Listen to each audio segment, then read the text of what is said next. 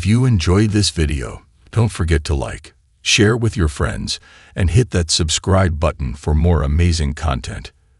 Your support means the crimson dust of Kepler 452 bits swirled around Captain Elena Rodriguez's tactical boots, each gust a reminder of how precarious human survival had become. New Terra Colony was humanity's most audacious experiment, a pressure cooker of innovation born from desperation and an unbreakable will to survive. Around her, the colony's defensive perimeter told a story of constant adaptation. Repurposed mining equipment stood alongside custom-built defensive systems, their angular shapes a testament to human ingenuity. Massive habitat domes rose from the rocky terrain, their transparent panels reinforced with layers of adaptive nanomaterials that could shift from transparent to armored in milliseconds. Elena's cybernetic eye, a marvel of human medical technology, scanned the horizon, its quantum-linked neural interface processing environmental data faster than any organic system could comprehend. The eye was more than a replacement. It was a symbol of humanity's approach to survival. Where other species would see a disability, humans saw an opportunity for enhancement. The colony's history was etched into every structure. 12 years ago, this had been nothing more than a corporate mining outpost, written off as a high-risk investment. Abandoned by their corporate sponsors when the initial mineral surveys proved less profitable than expected, the colonists should have failed, should have died. Instead, they thrived. The first generation of colonists quickly realized that survival meant total reinvention. Engineers became farmers. Miners became geneticists. Every skill was cross-trained, every resource maximized. They developed hybrid crop systems that could survive in the planet's harsh environment, creating sustainable agriculture where other species would have surrendered to the impossible conditions. Elena remembered the stories her parents told her, how the initial colonists faced extinction almost daily. Massive predatory creatures that hunted in pack formations, electromagnetic storms that could fry unprotected electronics in seconds, extreme temperature fluctuations that could freeze exposed skin or cook a human alive within minutes. But humanity had a secret weapon, an unbreakable spirit of adaptation. The colony's communication hub flickered to life, holographic displays showing multiple threat detection grids. To an outside observer, it might have looked like chaos, a patchwork of systems barely holding together. But to the colonists, it was a living, breathing organism of collective defense. Incoming atmospheric disturbance, announced the colony's AI system, its voice a carefully modulated blend of human and synthetic tones. Probability of severe ionic interference, 78.3%. Elena's hand moved almost unconsciously, triggering a series of defensive protocols. Massive electromagnetic shields began to power up, their blue-white energy creating a nearly invisible dome around the colony. What would have been a death sentence for any other species became just another Tuesday for the humans of New Terra. Behind her, a group of young colonists were already preparing emergency response units, children who could reprogram defense systems before they could write complete sentences, teenagers who saw technological challenges as puzzles waiting to be solved. This was humanity's true strength. Not just survival, but continuous, relentless improvement. The first warning signs of the approaching storm began to materialize. Electrical discharges danced across the rocky landscape, creating an otherworldly display of destructive beauty. Any other civilization would be preparing for evacuation. The humans of New Terra, they were preparing to study, to learn, to adapt. Captain Rodriguez allowed herself a slight smile. The galaxy didn't know it yet, but humanity was no longer just another species struggling to survive.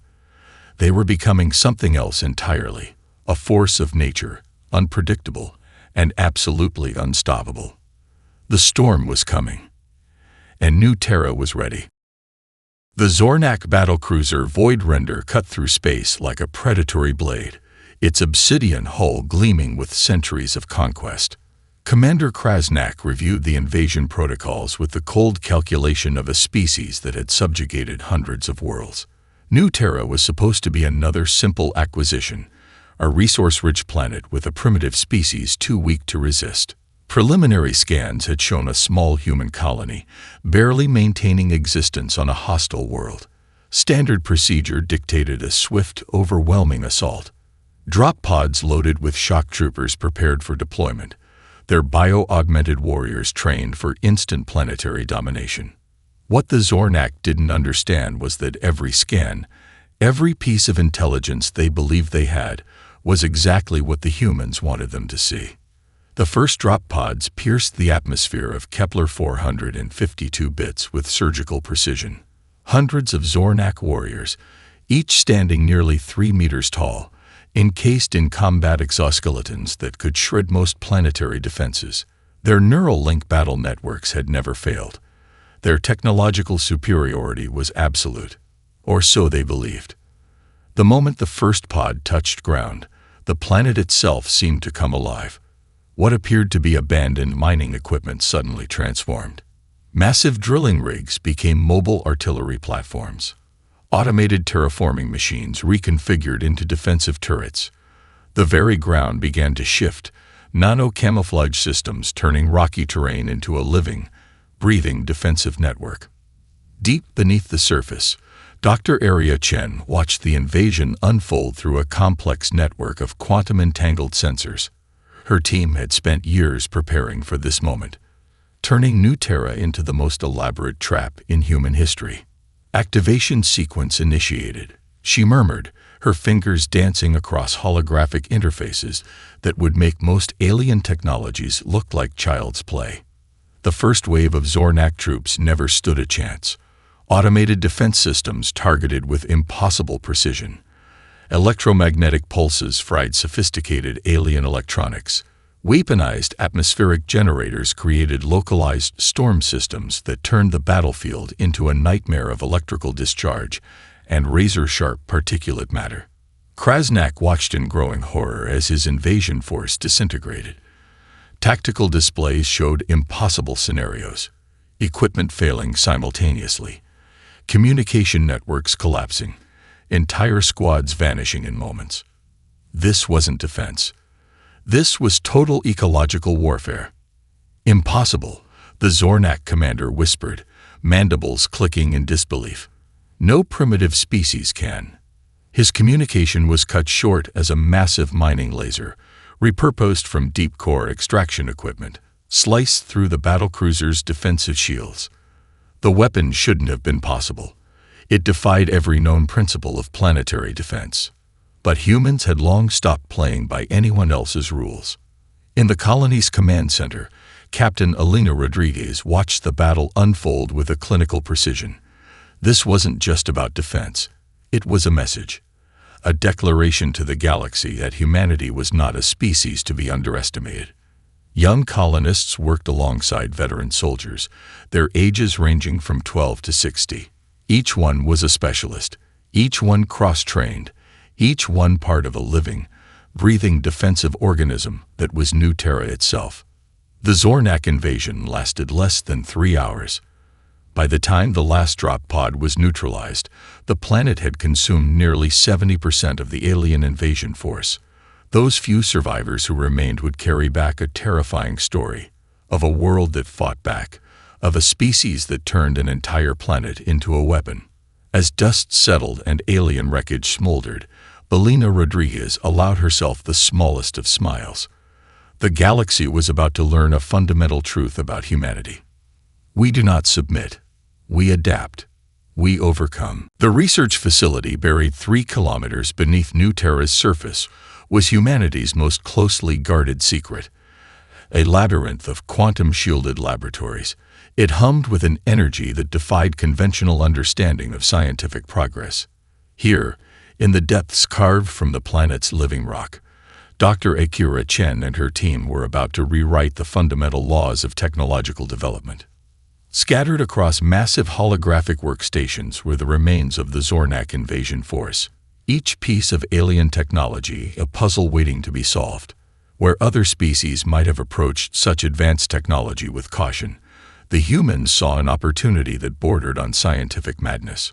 Look at the quantum entanglement matrix, Dr. Chen muttered, her augmented fingers tracing holographic blueprints that danced and shifted with impossible complexity. They'd been thinking linearly when the universe demands multidimensional approach. Around her, a team of researchers that defied every conventional definition of expertise worked with a fevered intensity. A former mining engineer stood next to a teenage prodigy who had been designing quantum computing algorithms since she was 10. A retired Special Forces operator collaborated with a xenobiological geneticist.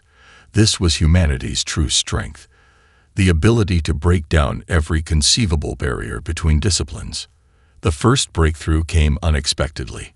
What the Zornak considered an advanced power coupling became, in human hands, the foundation of a revolutionary energy transmission system.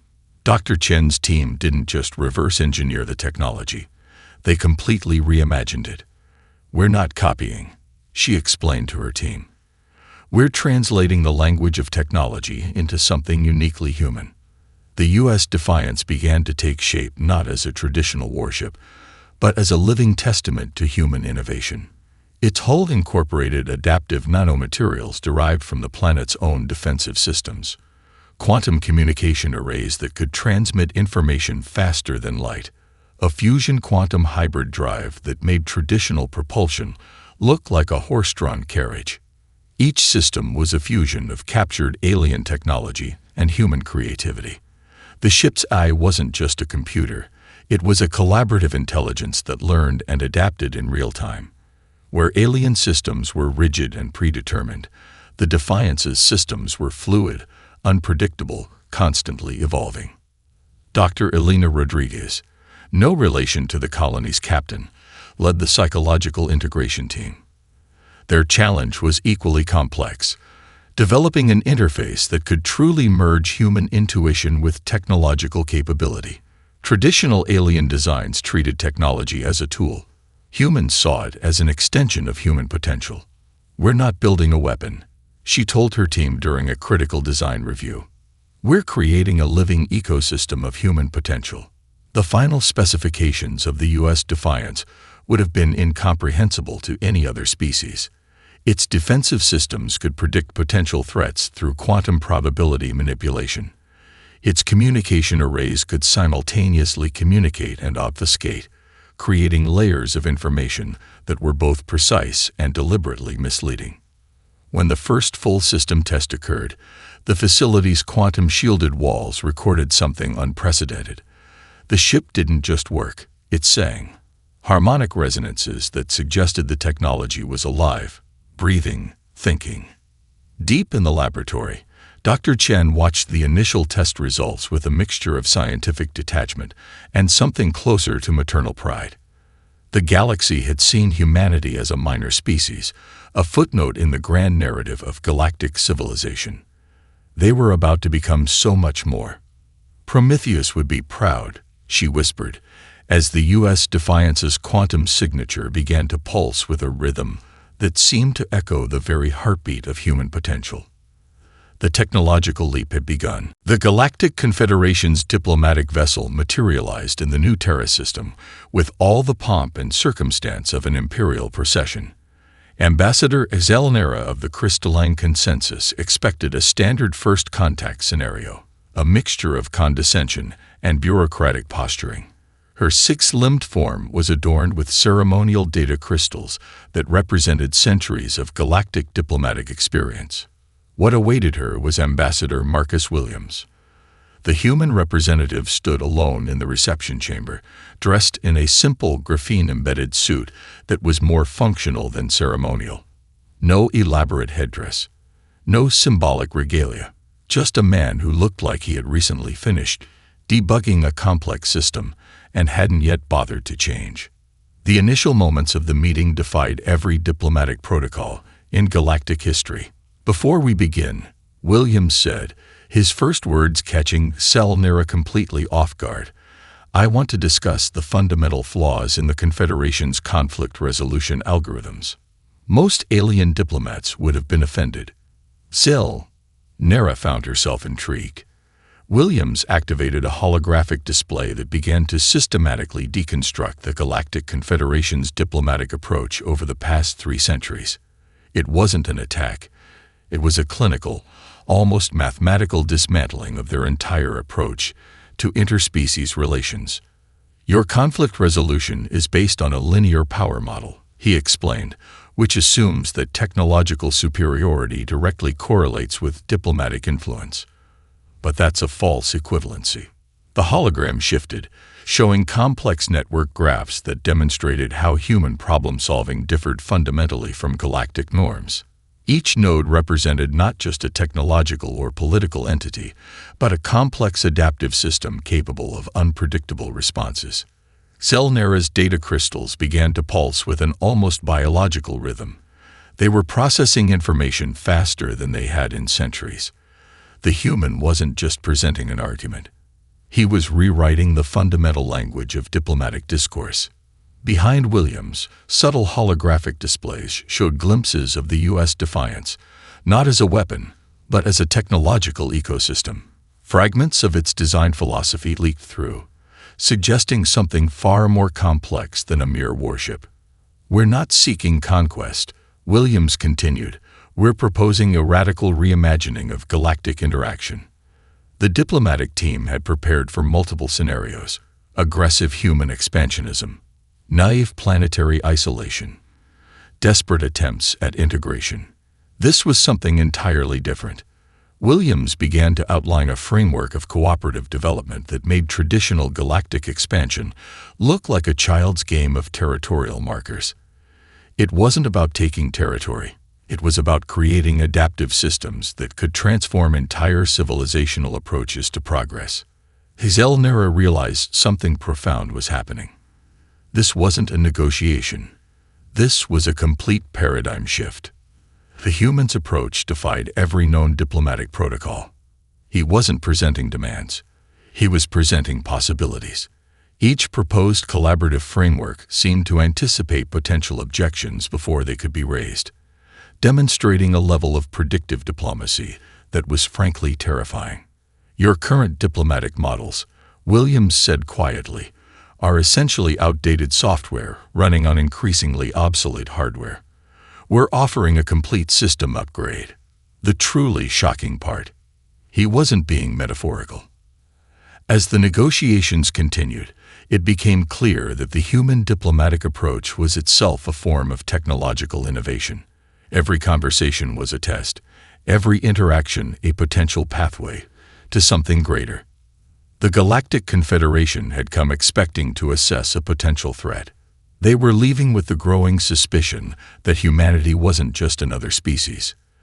They were a fundamental force of galactic transformation. The combined alien fleet assembled at the Epsilon Rift represented the most massive military convergence in galactic history. 6 different civilizations, each with technologies that had subjugated entire star systems, united with a single purpose: the total elimination of the human threat. The Zornak Imperium's battlecruisers formed the vanguard, their obsidian hulls bristling with weapons that could crack planetary shields. The crystalline war mines of the Consensus provided tactical coordination. Biomechanical swarm vessels from the Hive Collective created a living network of destruction. Each species brought its most advanced weaponry, its most ruthless strategists. The U.S. Defiance approached the gathering storm with an almost casual grace. Captain Elena Rodriguez sat in the command center, her neural interfaces humming with a quantum-entangled awareness that extended far beyond the physical ship. Around her, the bridge crew moved with a synchronicity that blurred the line between human and machine. They weren't just operating a warship, they were becoming one with it. "Incoming threat matrix," announced the ship's eye, a system so advanced it was practically a living entity. Computational analysis suggests 99.7% probability of total destruction using conventional tactical approaches. A smile flickered across Rodriguez's face. Conventional had never been humanity's style. The first wave of alien attacks defied comprehension. Quantum-locked weapons that should have penetrated any known defensive system found themselves redirected, their own energy turned against them. Tactical formations that had conquered hundreds of worlds suddenly became meaningless. The Defiance didn't just fight. It danced. Quantum probability manipulation turned space itself into a battlefield of impossible movements. The ship seemed to exist in multiple quantum states simultaneously, present and not present, attacking and defending, solid and ethereal. Each maneuver was a complex algorithmic symphony that rewrote the very laws of space combat. Tactical displays across the alien fleet showed impossible scenarios. Weapons fired into empty space, targeting systems that suddenly lost all coherence. Entire squadrons finding themselves instantaneously repositioned thousands of light years from their intended targets. This wasn't warfare. This was conceptual warfare. Dr. Arya Chen, monitoring from the research facility on New Terra, watched the battle unfold through quantum-entangled sensors.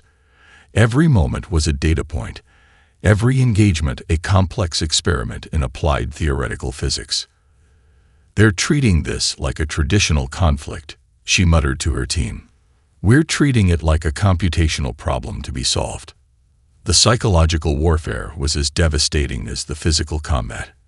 Alien communication networks found themselves flooded with adaptive mimetic algorithms, information weapons that didn't just disrupt communication, but fundamentally altered perception. Ships found their own tactical systems turning against them, their AI networks infected with a kind of intellectual virus that was part technology, part pure human creativity. 3 hours into the conflict, the alien fleet began to fragment, not through physical destruction, but through a comprehensive systems collapse that attacked the very concept of unified military action. Commander Krasnak of the Zornak fleet watched in growing horror. This wasn't just defeat. This was a fundamental dismantling of everything they understood about warfare, technology, and strategic engagement. The U.S. Defiance moved through the battlefield like a quantum ghost, its very existence a challenge to the laws of physics and military engagement. As the last alien ships began to retreat, Captain Rodriguez knew this was more than a battle. This was a declaration. Humanity had arrived. The interrogation chamber was nothing like any alien civilization had ever conceived. Located in a quantum-shielded facility deep within New Terra's research complex, it was less an interrogation room and more a sophisticated psychological reconstruction laboratory. Dr. Elena Rodriguez, the lead xenopsychological analyst, stood before the captured alien commanders, her presence a carefully calculated algorithm of human complexity. She wasn't just an interrogator. She was a living bridge between species, a walking demonstration of humanity's most terrifying capability: total adaptive comprehension. Commander Krasnak of the Zornak Imperium sat restrained, but not by physical bonds. Quantum resonance neural interfaces created a containment field that was part technology, part psychological manipulation. His six-limbed body trembled, not from physical fear, but from a growing comprehension that was systematically dismantling everything he understood about conflict, survival, and intelligence. "You're not trying to extract information," Krasnak finally spoke, his translator rendering his clicks and chirps into a voice that carried a mixture of confusion and growing respect. "You're trying to understand." Dr. Rodriguez's smile was a mathematical precision of human complexity. Understanding is the first step of transformation. The interrogation was a multilayered symphony of psychological deconstruction. Traditional alien interrogation techniques relied on pain, isolation, or technological probing. Humans approached it as a collaborative cognitive exploration. Holographic displays surrounded the room, each representing a different layer of analysis: linguistic patterns, neurological responses, cultural context, evolutionary psychology. Where alien investigators would see discrete data points, humans saw a living, breathing ecosystem of information. "Your military hierarchy," Dr. Rodriguez explained, pulling up complex network diagrams, "is fundamentally a rigid computational system. Ours is an adaptive, self-reconfiguring network." She demonstrated how human organizational structures could instantaneously reorganize based on immediate needs. A military unit could become a research team. A diplomatic corps could transform into an emergency response network. Flexibility wasn't just a strategy. It was a fundamental state of being. The captured alien commanders underwent a process that was less interrogation and more profound cultural rehabilitation. Neuro-linguistic algorithms translated not just language, but underlying conceptual frameworks. Every question was a quantum probe into the very foundations of their civilization's thinking. Dr. Rodriguez had developed a groundbreaking technique she called empathetic deconstruction. It wasn't about breaking the aliens' will. It was about helping them understand their own limitations by showing them alternative cognitive pathways. Conflict, she would explain, is often a failure of imagination. For the alien commanders, this was more terrifying than any physical torture. They were being systematically shown the limitations of their own evolutionary thinking. Humanity wasn't just defeating them. They were offering a fundamental reimagining of existence. The quantum neural interfaces allowed for something unprecedented.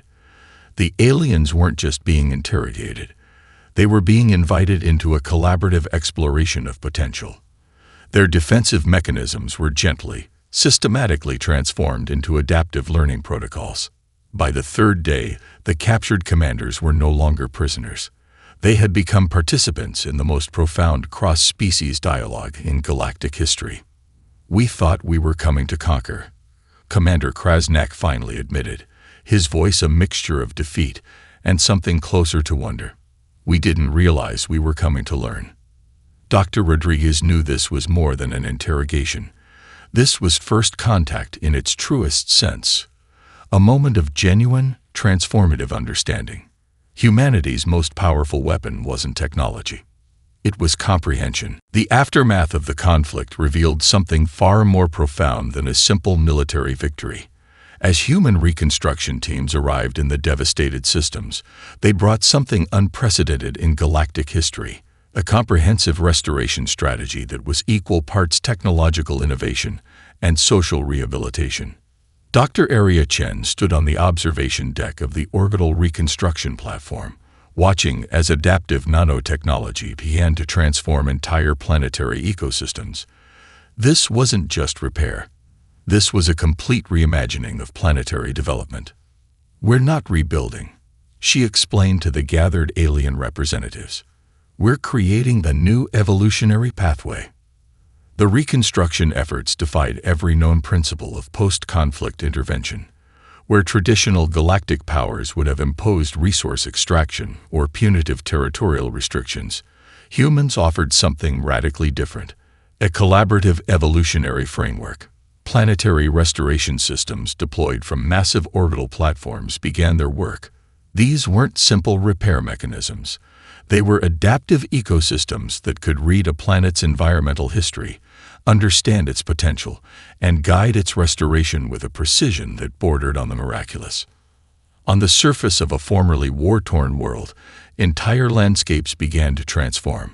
Damaged ecological systems were not just repaired but reimagined. Toxic zones became breeding grounds for new forms of sustainable life. Devastated industrial regions were converted into living technological networks that balanced environmental needs with technological progress. The alien civilizations watched in a mixture of horror and fascination. Commander Krasnak, now part of a collaborative human-alien reconstruction team, found himself explaining human approach to his fellow species representatives. "They're not fixing our world," he said. "They're teaching our world how to heal itself." Each reconstruction project became a living university. Human teams didn't just restore, they educated. Advanced learning networks were established, allowing entire populations to understand the technological and ecological processes happening around them. Where other civilizations would have imposed their will, humans created collaborative learning environments. Medical technologies developed during the conflict were freely shared. Adaptive genetic therapies that could heal entire planetary populations. Quantum communication networks that could link isolated communities. Educational systems that could rapidly transfer complex knowledge across entire species. The truly revolutionary aspect wasn't the technology. It was the approach. Human reconstruction teams included specialists from every conceivable discipline. Ecological engineers worked alongside cultural anthropologists. Quantum physicists collaborated with social psychologists. Each team was a microcosm of human adaptive potential. Conflict is a failure of communication, Dr. Elena Rodriguez would explain during her lectures to the reconstruction teams. Our job is to create new languages of understanding. On multiple planets, entire governmental structures were reimagined, not through force, but through collaborative design. Adaptive democratic models that could rapidly respond to changing planetary needs. Communication networks that transformed traditional hierarchical systems into fluid, responsive social networks. The alien civilizations began to understand something profound. This wasn't conquest. This wasn't even traditional peacekeeping. This was a fundamental reimagining of societal evolution. By the time the first wave of reconstruction was complete, something extraordinary had happened. The civilizations that had come to destroy humanity found themselves transformed by the very process of being defeated. Commander Krasnak looked out over a restored planetary landscape, watching adaptive nanosystems create new forms of sustainable life. Beside him, Dr. Chen was explaining the complex ecological algorithms that guided the restoration. "We're not just rebuilding worlds," she said quietly. "We're creating the potential for new forms of existence." The galaxy was changing, and humanity was its catalyst. The Quantum Concordance Chamber was unlike any diplomatic venue in galactic history. A massive spherical structure that seemed to exist between physical space and quantum probability, it represented the culmination of humanity's transformative journey. The U.S. Defiance was no longer just a warship. It had become a living symbol of a new approach to galactic civilization. Captain Elena Rodriguez stood at the center of the chamber, surrounded by representatives from species that had once sought humanity's destruction. The holographic displays around her were living ecosystems of information, each flicker a testament to the complex networks of understanding humanity had created. "We're not proposing an alliance," she began, her words translated simultaneously across multiple dimensional communication spectrums. "We're proposing a fundamental reimagining of collective existence." The gathered representatives, beings from civilizations that had existed for millennia, listened with a combination of trepidation and unexpected hope. Humanity had done something unprecedented. They had transformed a potential extinction-level conflict into an opportunity for collective evolution. Dr. Arya Chen's quantum communication networks had become the backbone of a new galactic information infrastructure. What was once a military communication system was now a living, adaptive network that could process complex cultural, technological, and ecological information faster than any previous system. Commander Krasnak, now a key liaison between human and alien civilizations, explained the transformation to his skeptical peers. "Humans don't see boundaries," he said. "They see potential connections." The Quantum Concordance wasn't a treaty. It was a living document, a collaborative framework that could adapt in real time to changing galactic conditions. Traditional diplomatic models relied on fixed agreements. This was something entirely different, a dynamic, self-evolving system of mutual understanding. Technological exchanges became instantaneous. A medical breakthrough on one world could be integrated into planetary systems across the galaxy within moments. Educational networks allowed for unprecedented cross-species learning. Cultural archives were no longer static repositories but living, breathing ecosystems of shared knowledge. The U.S. Defiance had become more than a warship. It was now a mobile research facility, diplomatic platform, and technological innovation center. Its quantum systems could simultaneously exist in multiple states, a physical manifestation of humanity's approach to existence. Our greatest weapon, Dr. Elena Rodriguez would later explain, was never our technology. It was our ability to see potential where others saw limitations. The galactic order transformed. Hierarchical systems of governance gave way to adaptive, responsive networks. Planetary development became a collaborative process. Conflict resolution mechanisms were reimagined as complex problem-solving ecosystems. Humanity didn't conquer the galaxy. They infected it with possibility. The quantum displays in the concordance chamber showed something unprecedented, a living map of galactic potential. Every connection was a possibility. Every interaction, a chance for mutual growth. The boundaries between species, between technologies, between entire ways of thinking began to blur. Commander Krasnak looked at the holographic representation of this new galactic network. What had once been rigid lines of territorial control were now dynamic, pulsing networks of potential connection. We came to destroy, he reflected to Dr. Chen, and we ended up creating something entirely new. As the first phase of the quantum concordance concluded, something became clear. Humanity had done more than survive. They had transformed the very concept of galactic civilization. The U.S. Defiance hummed with a quantum resonance that seemed to echo a simple, profound truth. The universe was not a place to be conquered. It was a canvas of infinite potential, and humanity had just begun to paint.